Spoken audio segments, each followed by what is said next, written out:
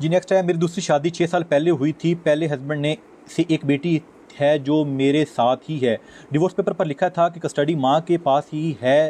इस दौरान इन 12 सालों में एक्स हस्बैंड ने एक पिनी बच्चे के लिए नहीं दिया और ना मैंने मांगे, क्योंकि खुद इंडिपेंडेंट हूँ अल्हम्दुलिल्लाह, और मैं नहीं चाहती कि मेरी बेटी डिस्टर्ब हो। Now she is 12 years old. अभी कुछ दिन पहले मेरे हस्बैंड को हस्बैंड की कॉल आई कि मुझे मेरी बेटी से मिलवा दो और मुझे कस्टडी चाहिए। हस्बैंड तो परेशान हो गए कि इसको नंबर कैसे मिला, तो एक्स हस्बैंड ने बताया कि हमारे लीगल डॉक्यूमेंट्स का काम है, ब्ला ब्ला।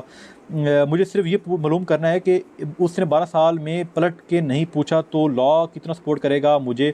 बच्ची माशाल्लाह बालिग हो गई है, अब वो किसी से भी मिलना नहीं चाहती। वो सिटी के बेहतरीन स्कूल में एडमिट है और इस तरह है। फर्स्ट हस्बैंड पर मैंने ये सब रिस्पॉन्सिबिलिटी नहीं डाली हैं। इन सब कंडीशन के बाद लॉ कितना सपोर्ट करेगा?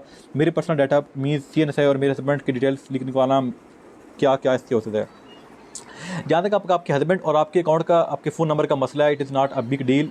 ये अगर उसने निकलवा भी लिया है तो मे बी आपकी फैमिली के कुछ मेंबर्स ने उसको दे दिया होगा, या जहाँ पर आप रहती होंगे definitely they have some contact with him, तो इससे इतना इशू नहीं है और आपको वरी होने की ज़रूरत नहीं है। सेकेंडली जो ये है कि आप उसके लड़की को उसके वालिद से जो राइट्स है, विजिटिंग राइट, आप उससे डिनाई नहीं कर सकते। कोर्ट हमेशा उसको प्रेफर करेगा और उसको देगा, चाहे वो थोड़ा हो, ज़्यादा हो, कोर्ट के अंदर हो, कहीं पर भी हो, उसको वो मिलेंगे।